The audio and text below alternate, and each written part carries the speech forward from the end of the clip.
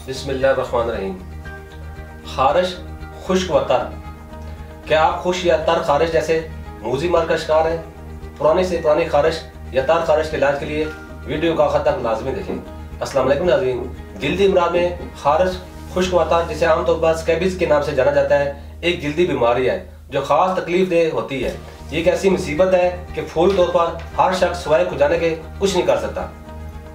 इससे वक्ती आराम तो आ जाता है, लेकिन मजीद खुजाने से खारिश बढ़ जाती है और दूसरे जल्दी मसाइल पैदा होने का भी खदशा रहता है, जैसा कि बहुत से जल्दी मुराद आज के दौर में फैलते जा रहे हैं। इनमें एक खारिश है जो कि बहुत ही तकलीफ दे जल्दी मर्ज है। बाज़ का इंसान के जिस्म में चूंटियां सी रेंगने लगती हैं। ठीक ठाक इंसान भी अपने आप को खुजाने लगता है। अक्सर औक़ात खारिश या खुजली का अमल खुश्की या पसीने की ज्यादती और गर्मी में जोर पकड़ता है। वो खारिश की दो अक़साम होती हैं, एक को हम खुश्क खारिश कहते हैं, दूसरी को तर खारिश कहते हैं। पहले मैं आपको खुश्क खारिश के बारे में मुख्तसर बताता हूँ।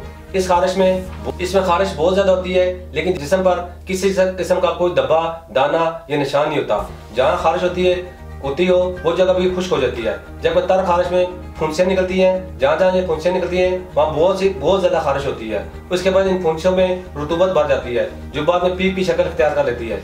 ये फुंसियाँ आमतौर पर हाथ, पाँव, बगल, पेट, नरम जगहों पर निकलती हैं। खारिश एक जहरीला मादा है जिसे सोरा कहते हैं, इसके बायस होती है। आमतौर पर कुछ लोग इसका इलाज तेल और मरहम वगैरह से करते हैं, जिससे वक्ती तौर पर ये दब जाती है।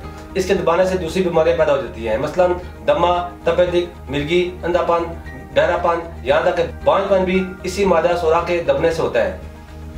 तो ये इंतहाई खतरनाक होता है। बेहतर है इसका कायदा इलाज किया जाए। बाज़ अफ़राद में दवाएं लेने से भी खारिश होती है। इसके अलावा दानों से भी खारिश होती है।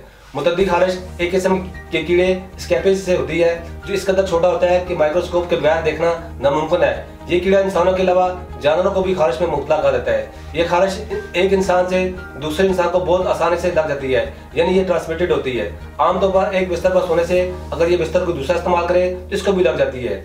नाज़रीन, खारिश खुश्क हो या तर, जिस्म पर दाने नहीं निकलते, यानी जल्द बिल्कुल खुश होती है, जिस पर शदीद खारिश महसूस होती है।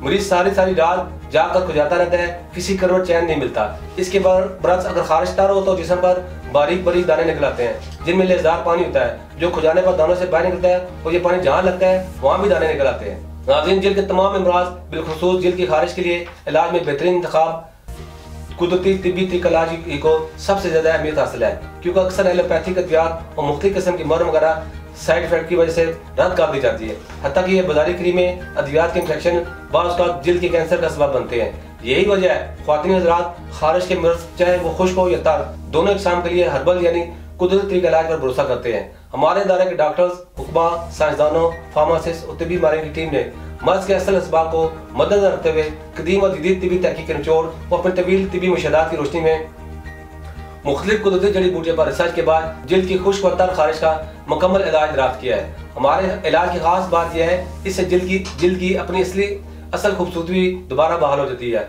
और खारिश का मुकम्मल खात्मा हो जाता है। दाने हमेशा के लिए जड़ से खत्म हो जाते हैं। और एक बात है कि तासीर होने के एक दफा के इलाज से आपको दोबारा ये मसला दरपेश नहीं होगा। हमारे पास इस मसले का शिकार सैकड़ों लोग आते हैं, जिनमें बच्चों की एक खास तादाद शामिल है। ऐसे अफराद हर तरह के प्रोडक्ट इस्तेमाल करके भी मायूस हो चुके होते हैं और खारिश की वजह से इनकी जिंदगी में सुकून बिल्कुल तबाह हो चुका होता है। मुतमिन होकर हमसे इलाज कराते हैं और लाख लाख शुक्र है हमारा मरीज आज तक मायूस नहीं होता।